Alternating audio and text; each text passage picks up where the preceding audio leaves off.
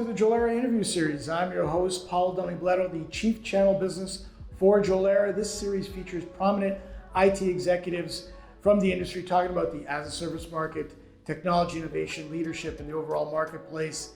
Today, we have a real experience for you. And I say experience because that's exactly what Kevin Peesker, the president of Microsoft Canada, always provides. Kevin has been at the helm of Microsoft Canada for 3 years now, and in that time has worked not just to transform Microsoft in Canada or the thousands of channel partners he works with closely, but Canadians as a whole. And what I mean by that is through his leadership, he wants to skill up the future leaders of Canada by investing in and driving the digital literacy agenda in 3 key areas: students, new entrants into the workforce, and current job seekers. But that's not the only thing Kevin does. Being the leader of Microsoft in Canada also enables him to focus on improving broader areas such as bringing artificial intelligence to the marketplace, improving small business in Canada, and dealing with the COVID-19 pandemic, just to name a few. I do promise we are going to talk about Microsoft as well during this interview. But for now, let the experience begin. Please welcome Kevin Peesker. It's fantastic to be here, Paolo. Thank you very much for the invitation. I'm looking forward to our dialogue.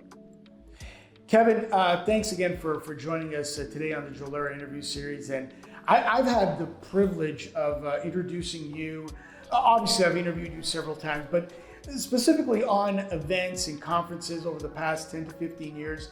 I remember introducing you once where you're wearing a tuxedo, angel wings, and a halo, and you were just fantastic with crowds. I just love the way you go into an audience and interact with them. You're not a behind the lectern kind of speaker, and that's why I think of you as an experience as opposed to just a regular run-of-the-mill keynote speaker. You always make it very compelling and fun.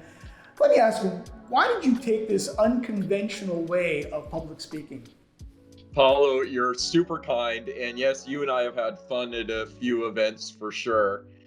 This industry's incredible. As you know, I'm incredibly passionate about technology and the impact it can have on Canadians and globally. But when you're in front of an audience and they're there to learn, they're there to share, it's got to be a two-way street. And I think the engagement with the audience is what makes it really memorable for them. And so from my perspective, it's always been about, hey, just absolutely be myself, get involved, get engaged, jump down into the crowd and get them participating, because there's so much we can all do in this industry together. So let's talk Microsoft for a bit. What's the strategy you currently have in place right now when it comes to the as-a-service market? And what's been the appetite so far for the channel? So Paolo, from an as-a-service market, it is really clear the entire industry is taking a look at what is the value that can be driven by engaging customers on an annuity basis moving forward. It gives a lot more stability to revenue streams on one side, but it also gives a lot more stability around the level of service and the proactive way in which organizations can engage their customers over the mid and long term. And so the as-a-service market, I see it continuing to build rapidly in Canada. Clearly, Microsoft has moved to this model at scale globally. In Canada, it's by far the vast component of our revenue, over 70% plus is an as-a-service type of motion. And it's one that we're incredibly committed to because of the ability to provide scalable development of offerings and to ensure that innovation gets in the hands of customers as soon as possible. Part of that agile motion that we're seeing across the industry that's so important for us all. That's right. You always have to be state of the art every day, right? How has Microsoft Canada managed the COVID-19 pandemic and subsequent lockdown? From a COVID-19 perspective, it's something that's been pervasive for all of us. And let me just frame it in 2 areas. First, from an internal perspective, and then an external side. So from an internal perspective, when COVID happened, our immediate focus was obviously on ensuring the health and well-being of our team members. We are fortunate we had an emergency response team. Many organizations have that in place. Our objective was to ensure that we were able to respond as digital first responders in support of the health organizations, those companies that were providing critical service for Canadians, and ensure that organizations could have continuity so our economy could keep running. So we're fortunate from a Microsoft perspective, of course, that we drink our own champagne. We were already working remotely. That enabled us to immediately kick into gear. A couple other things from an internal perspective. Recently, Satya Nadella announced, and our leadership team announced, a flexible hybrid work policy for all of our employees. So we've been pretty clear with our team members that moving forward within COVID, yes, we can accomplish our business and drive our business working remotely, but we do see this moment where we come together again, because it's apparent that even in organizations like us who've had a lot of experience and focus on working remotely, we are seeing 3 in 10 employees as a global external market measure that are suffering extreme stress or anxiety. That's almost 300 million people globally. Wow. And so Yeah. within this environment, Paulo, it's super important that we are really diligent about how we engage with our employees, how we have regular pulse checks, how we check in with them. We've changed some of our benefits and offerings to provide increased leave to take care of parents and children, and increased our well-being resources. So those are some of the things we've done internally.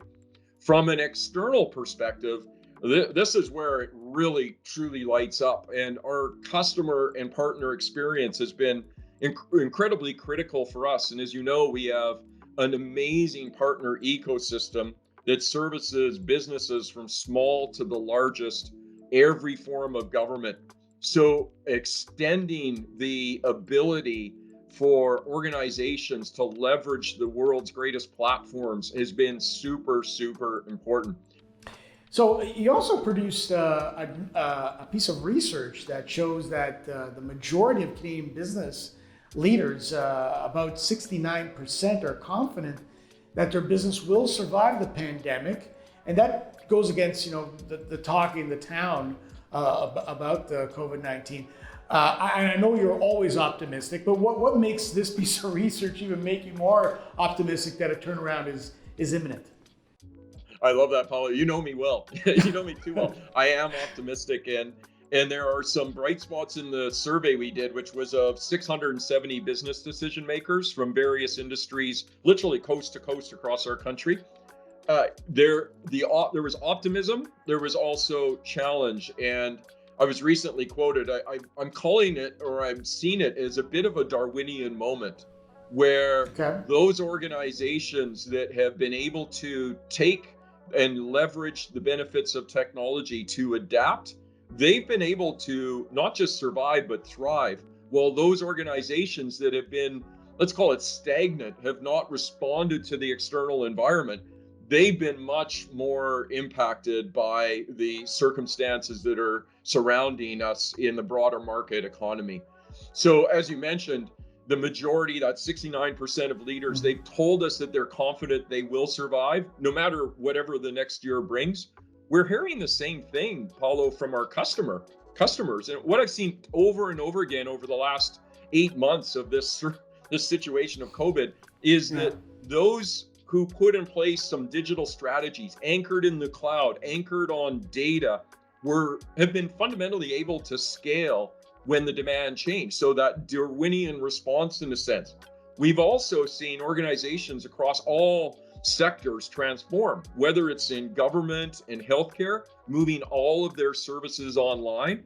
The idea, I think, that we'll never go see a doctor remotely after COVID is done. I hope that doesn't happen, because we're learning we can execute in a differentiated way.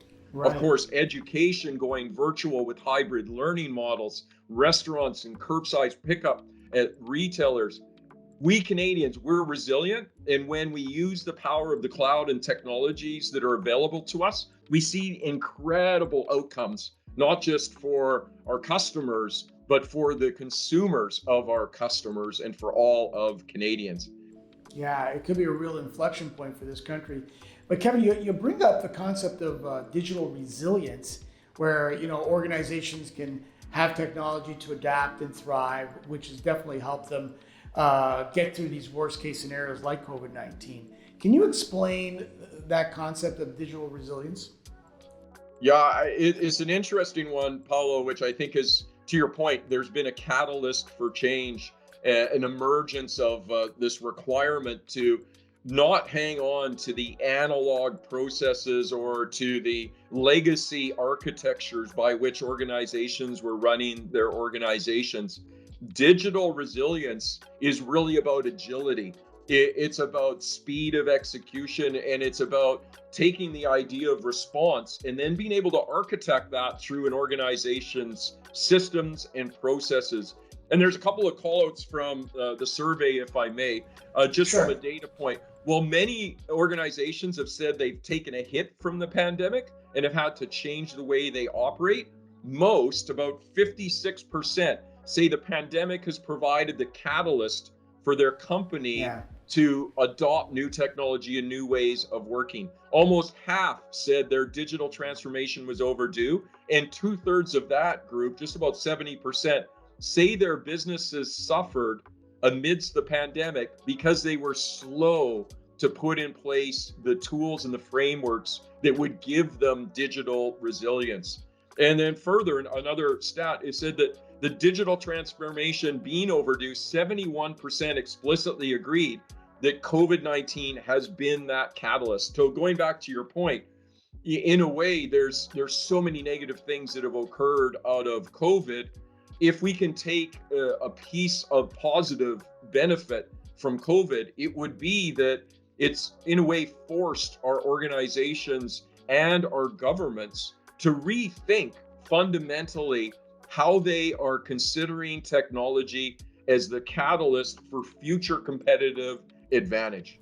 And I think Yeah. as a Canadian, I mean, we Yeah. need that. It's really, really important for us at a country level, for sure. Yeah, it's really compelling. Kevin, on another digital topic, digital literacy in Canada, which I know is one of your passion projects. I also took a look at some of the stats, specifically in the education space, and we're not doing enough.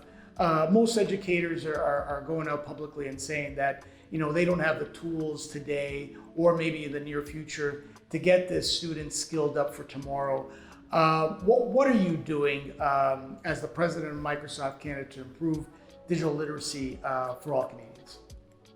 Oh, this is an area that's a personal passion project for me. And after 30 years in the industry, Paolo, I really feel incredibly grateful that I'm with Microsoft, who also is aligned around the impact that we can have as an organization in this super important topic area. So there's a fascinating quote, which is from Marcel Proust. I read it years ago. It stuck with me, and it really applies to today. And that is that happiness is beneficial for the body, yet it's grief which develops the powers of the mind. Helping fundamentally Canadians access the skills they need to thrive in this digital economy, it's been a key priority for Microsoft. And as I mentioned, it's a passion project for me. So this is what we've been doing, because I think as a leader in the tech space with a great company behind me, it's time to put espoused words into action. And so here are some actions. We've been super deliberate, and literally in the last few months, we provided thousands of hours of training for individuals to upgrade their tech skills. We've done that in key areas, both of within customers and their existing employee base. Canada actually, within the Microsoft world, ranks number 2 out of all the countries in the world of Canadian companies investing in skilling up their own team members. Second, of those individuals that are or may have been displaced in the workplace. Let's say that their job's been impacted because of COVID. They're looking Sure. to take part in the digital economy.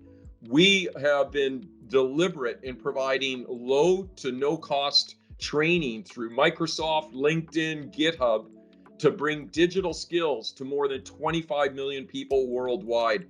And just in Canada alone, in the last few months, we have provided, or Canadians have engaged in over 315,000 different courses just in the last few months as part of this Microsoft initiative. And then the third component, or the third pillar, is really about the next generation of skills coming into this incredible industry of ours. And that's about educating youth. And I have two kids, one in grade 12, one in grade 10. I want them to have the same opportunities. I want them to have better opportunities than I had when I came out of school. So in this regard, we announced the Canada Skills Program that will enable 4,500 students in diploma, degree, and continuing education programs to graduate with in-demand data analytics, AI, and cloud certifications. That's just the first phase of a program that we're seeing tremendous acceleration on. So to answer your question, I am incredibly passionate about it.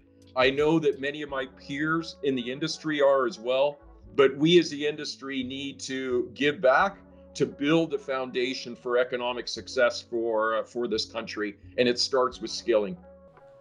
It's so true. But let's talk about the flip side of that a little bit. What are the potential pitfalls if we don't drive digital literacy? I know you're one person, and I know a lot of your colleagues are definitely behind this.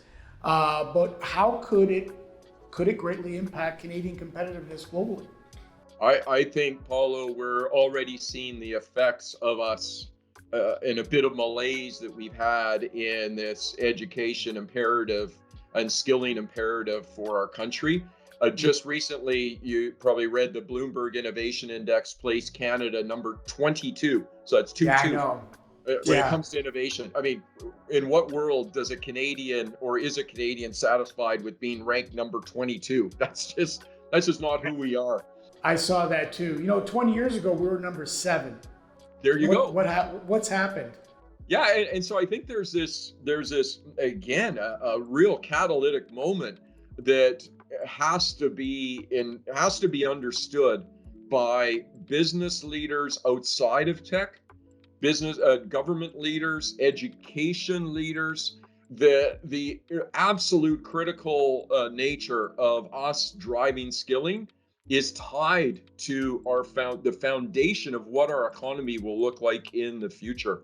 As a country, we've doubled down on a lot of investments here to build an ecosystem to foster innovation, but there's a piece that's missing. And one of the stats, which I think you might have even shared it with me a while back, was that while we're ranked 3 in creating AI, we're ranked 9th out of 10 in adopting AI.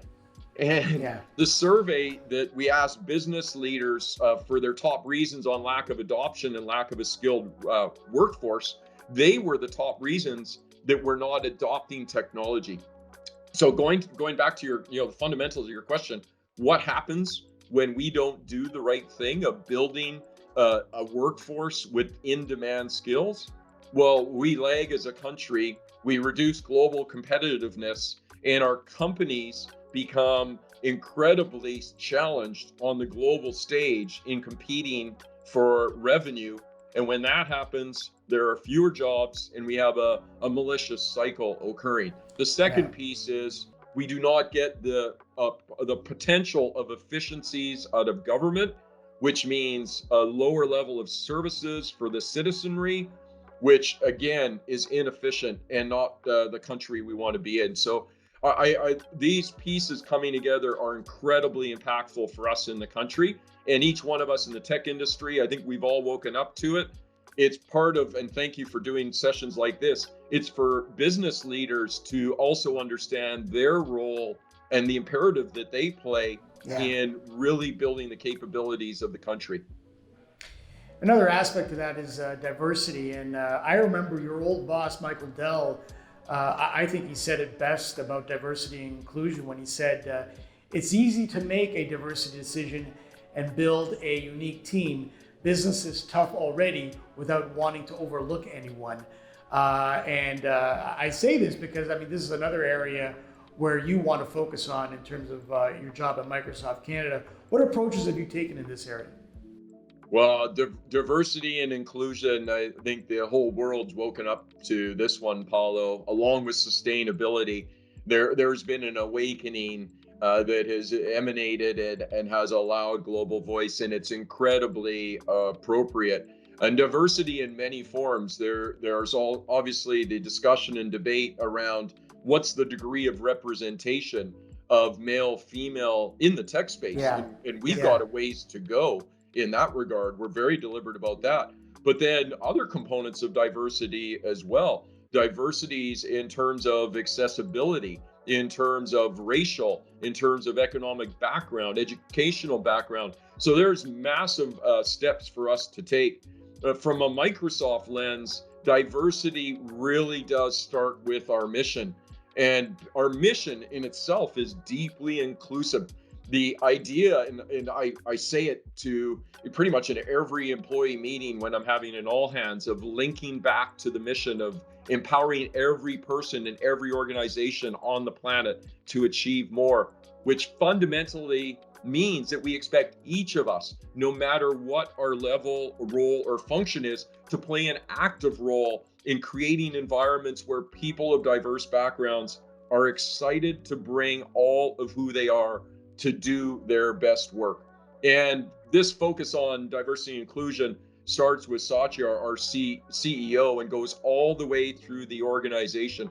I'll share, when I came to Microsoft, and it was 3 years ago, the world's rapidly evolving in this topic area, but I've received not days, but weeks of learning and development and training by putting in place things like an inclusion index, equal pay data, disaggregated directors and executives, and looking at the diversity of those groups instead of lumping together.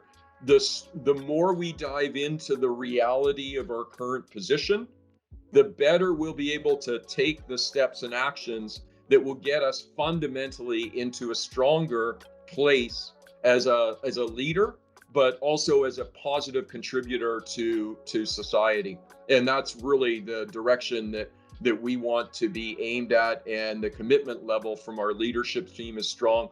And the feedback from all of our team members has been likewise a fully committed, all in kind of attitude on this topic. It's fantastic progress for sure, Kevin. You mentioned earlier in an earlier question about artificial intelligence. I want to get into a couple of specifics on that.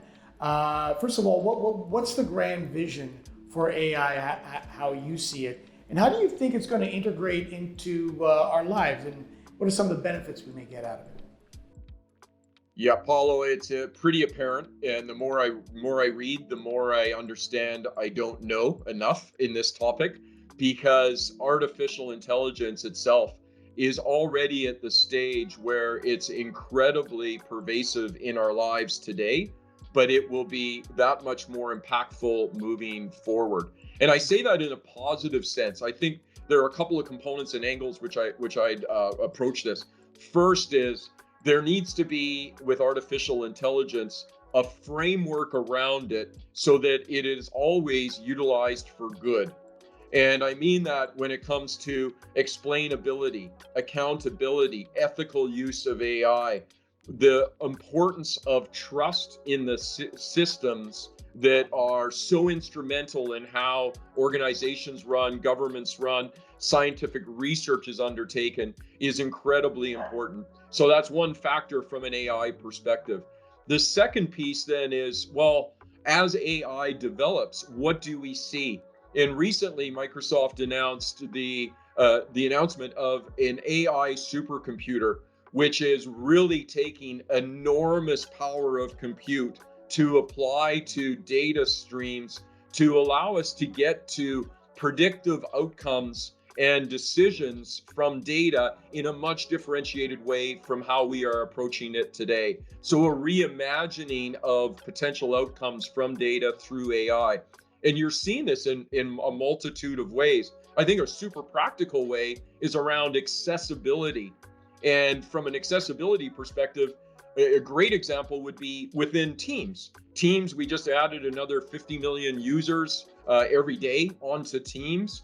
Well, we know in Canada, 6% of the 37 million Canadians have some form of an accessibility challenge. They Yeah. should be able to participate as everyone else should, as the other 94%.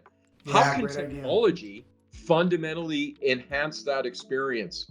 So, this ability to really uplift human capability through that one simple application of AI is incredibly important.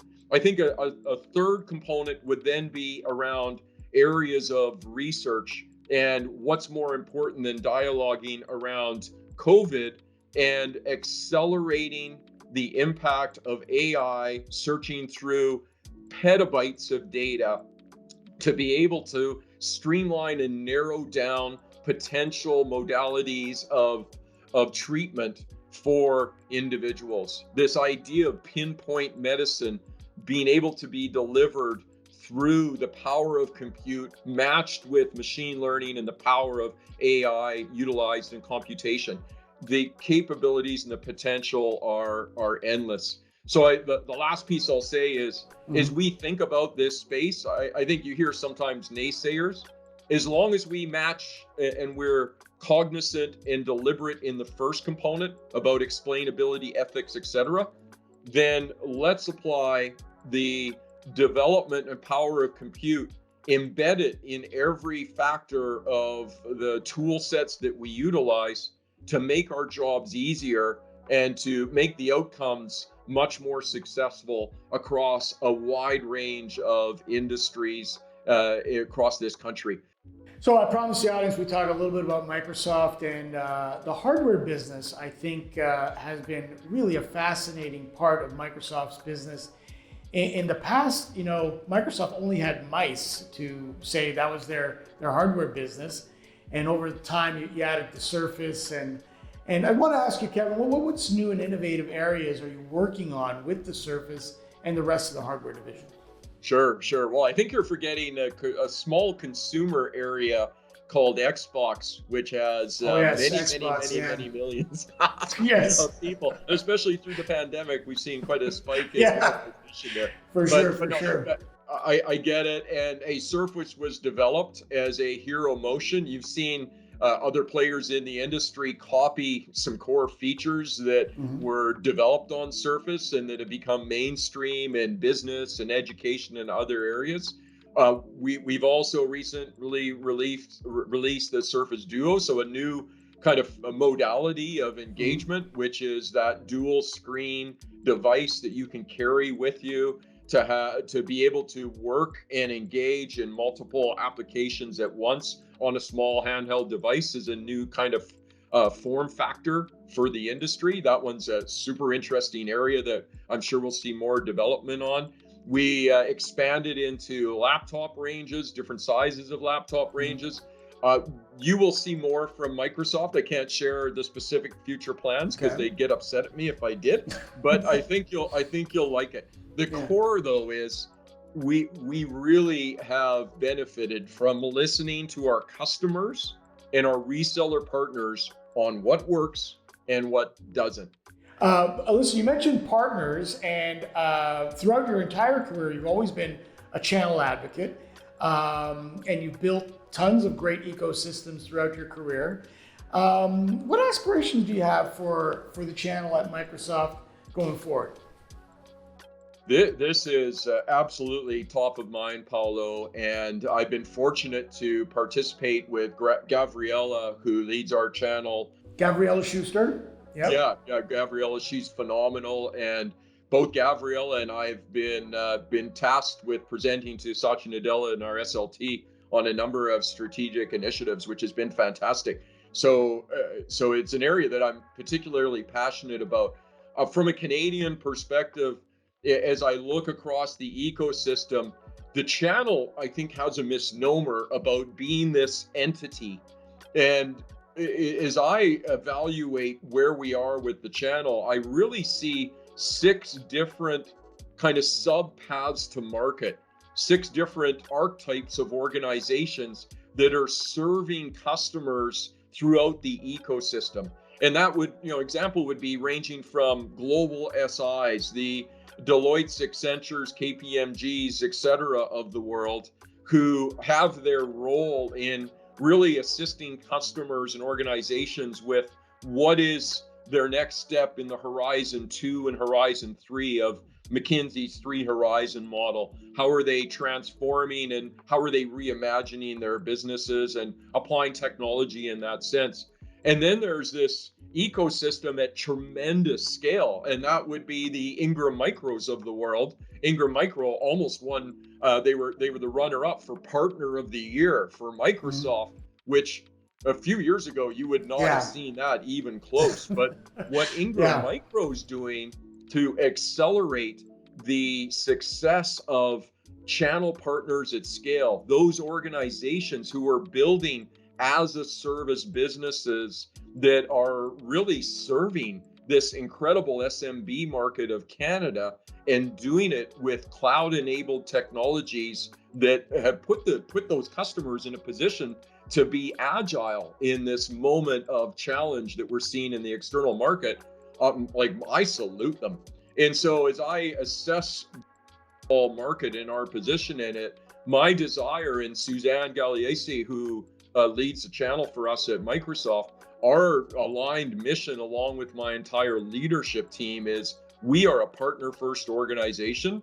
And as part of that move, we want to ensure that we best position our partners with skilling, with enablement, with the best technology that we can provide them to put them in a position to support cities, provinces, and the federal government with their transformation objectives, to support small businesses and large businesses so that they can not just succeed in Canada, but be positioned to be successful for the global stage and to create more jobs for Canadians. And I think that continual being on the edge of this transformational moment, it's used a lot. Let's call it the digitization imperative that we're seeing in our country.